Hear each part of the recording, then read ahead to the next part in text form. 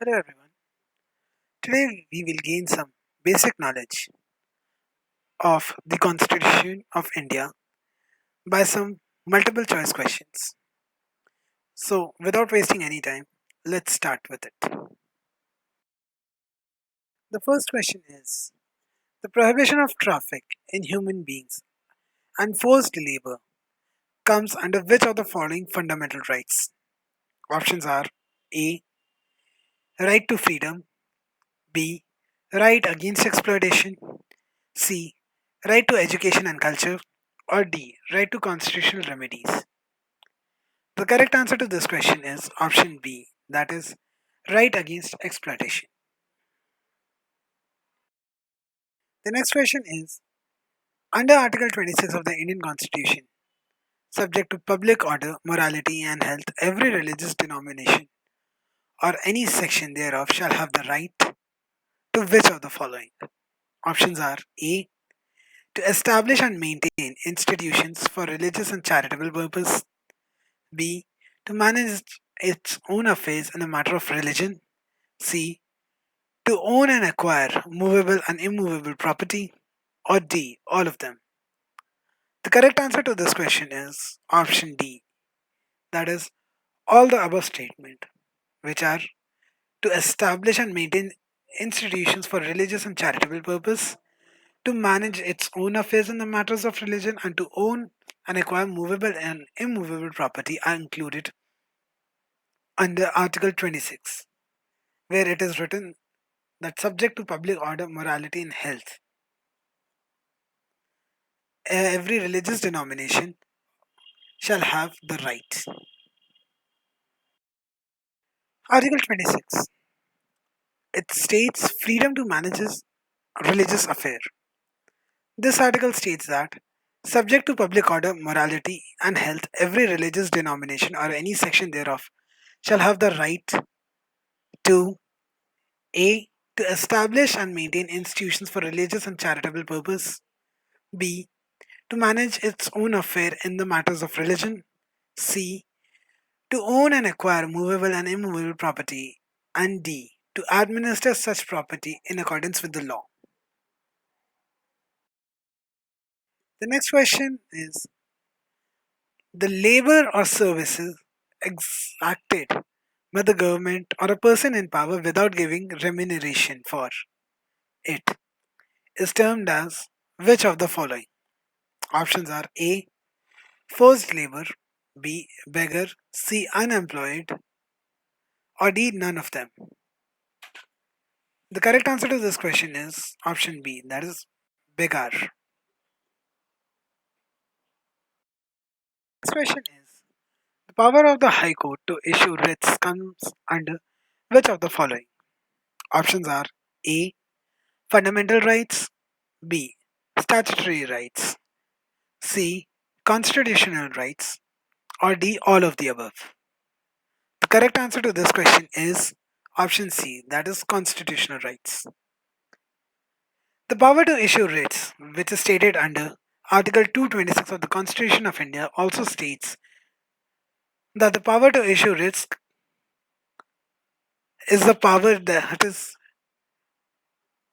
given to the High Court. The Supreme Court is granted the same power under Article 32. So let's understand what is Article 226 and Article 32 states. So let's understand what is Article 226. Article 226 states the power of the High Court to issue certain writs.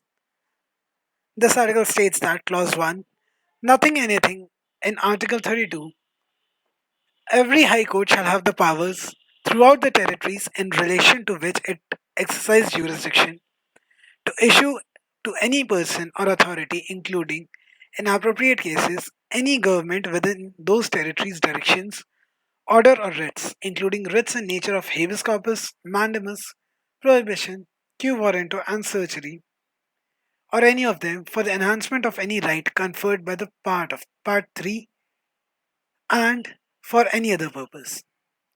Clause 2. The power conferred by Clause 1 to issue directions, order, or writs to any government, authority, or person may also be exercised by any High Court exercising jurisdiction in relation to the territories within which the cause of action wholly or in part arises for the exercise of such power, notwithstanding that the seat of such government or the authority or residence of such person is not within those territories. Clause 3.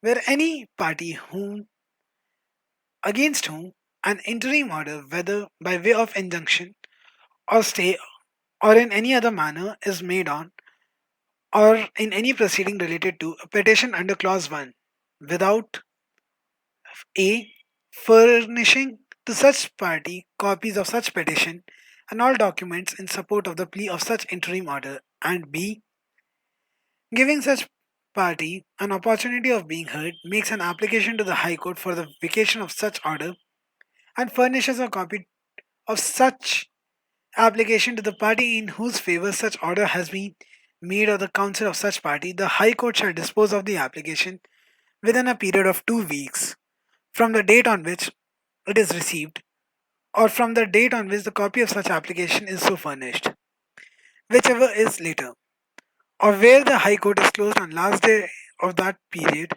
before the expiry of the next day afterwards on which the High Court is open. And if the application is not so disposed of, the interim order shall, on the expiry of that period, or as the case may be, the expiry of the aid next day, stand vacated. Clause 4. The power conferred on the High Court by this article shall not be in derogation of the power conferred by the Supreme Court under Clause 2 of the Article 32.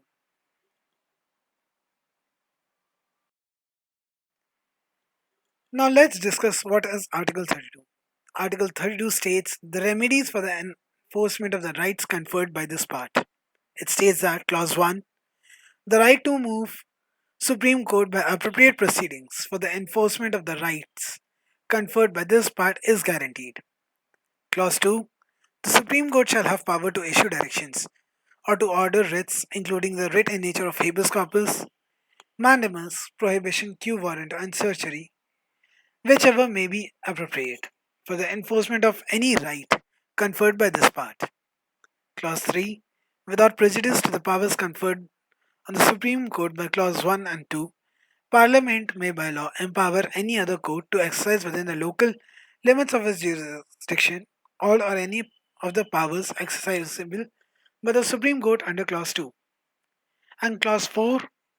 The right guaranteed by this article shall not be suspended, except as otherwise provided for by this Constitution. The next question is, which article is related to equal justice and free legal aid? Options are A. Article 39, B. Article 39A, C. Article 43, or D. Article 43A. The correct answer to this question is option B. That is, Article 39A is related to the equal justice and free legal aid. The next question is, Article 44 is related to which of the following? Options are A. Uniform Civil Code for Citizens, B. Provision for early childhood care and education to children below the age of 6 years, C. The duty of the state to raise the level of nutrition, or D.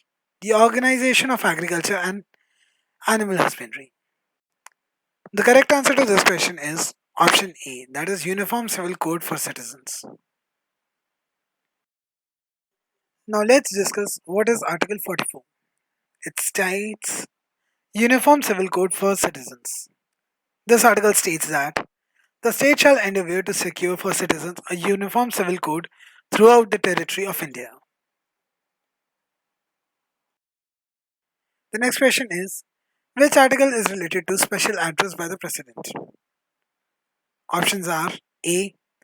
Article 84, B. Article 85, C. Article 86, or D. Article 87. The correct answer to this question is option D. That is, Article 8 is related to a special address by the President. Let's discuss what is Article 87. This article states the special address by the President. As per this article, this clause 1, at the commencement of the first session after each general election to the House of People, and at the commencement of the first session of each year, the President shall address both houses of the Parliament assembled together and inform Parliament of the causes of its summons. Clause 2. Provision shall be made by rules and regulation the procedure of either house of the allotment of time for discussion of the matters referred to in such address. The next question is, which article is related to assent to bills?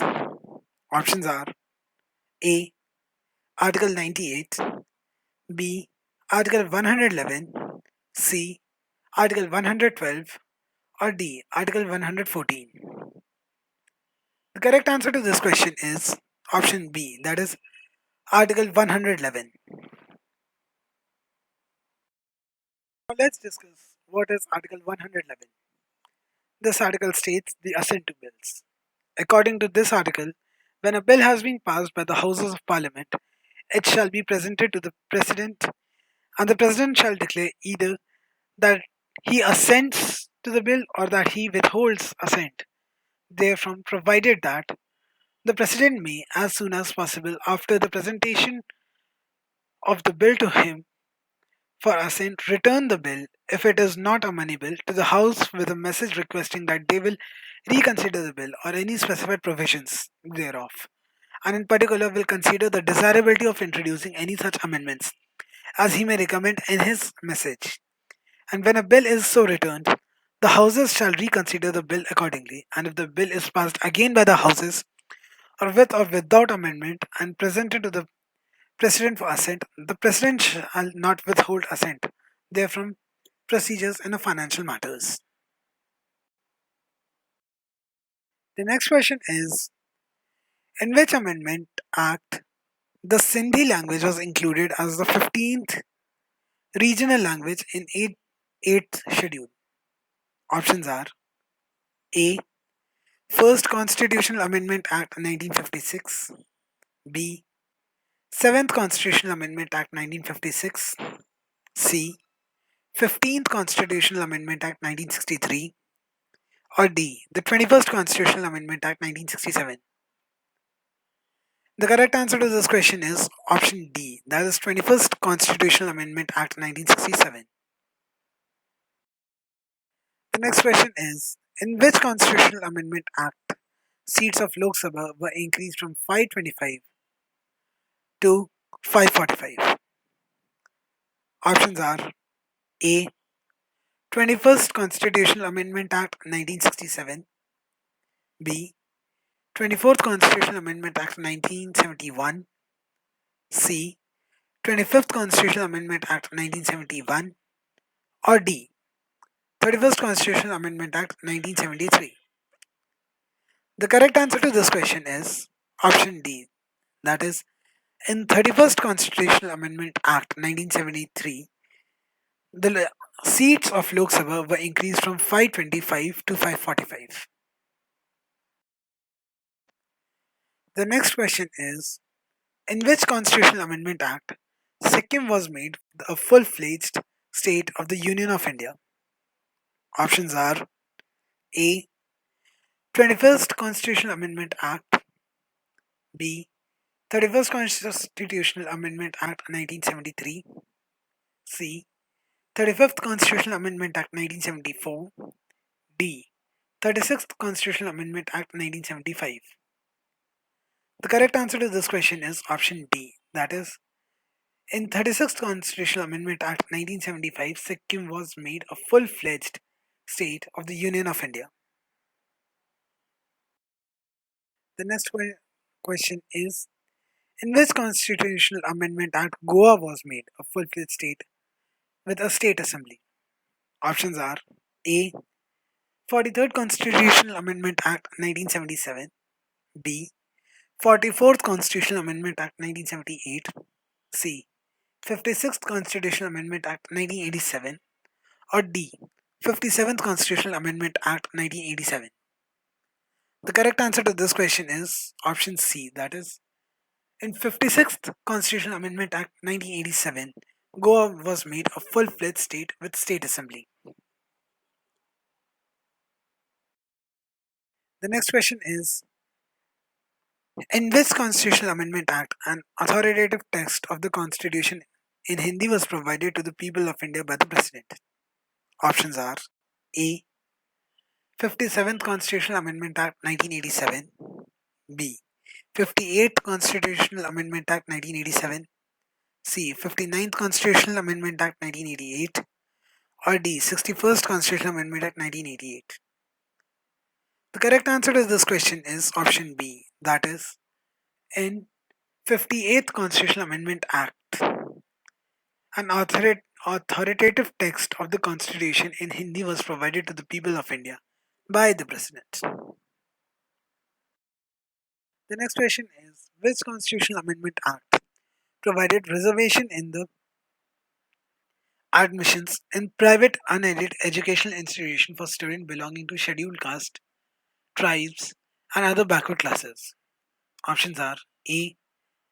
92nd Constitutional Amendment Act 2003, B. 93rd Constitutional Amendment Act 2005, C. 94th Constitutional Amendment Act 2006, or D. 95th Constitutional Amendment Act 2009. The answer to this question is option B, that is, in 93rd Constitutional Amendment Act 2005. The next question is, the Constitution of India is the lengthiest of the all constitution of the world. The statement is A. True, B. False. The correct answer to this question is A. That is, it is true that the Constitution of India is the lengthiest of all constitutions of the world. Next question is, how many articles were there originally in the Constitution of India? Options are A. 395 articles, B. 397 articles, C. 403 articles, or D. 410 articles. The correct answer to this question is option A, that is, there were originally 395 articles in the Constitution of India. The next question is, how many articles are in Constitution of India now? Options are A. 440 articles, B. 441 articles, C. 448 articles, or D. 443 articles. The correct answer to this question is option C, that is, there are 448 articles in the Constitution of India at present. The next question is, under the Constitution of India, who are the ultimate sovereign? Options are A. Indian people, B. Prime Minister of India, C. President of India, or D. All elected leaders of India. The correct answer to this question is option A, that is, the Indian people are the ultimate sovereign under the Constitution of India.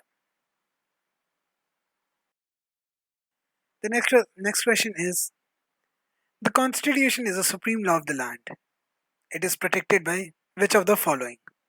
Options are A. The Supreme Court, B. The Constituent Assembly, C. The Parliament, or D. The President. The correct answer to this question is option A, that is, the Constitution is protected by the Supreme Court of India.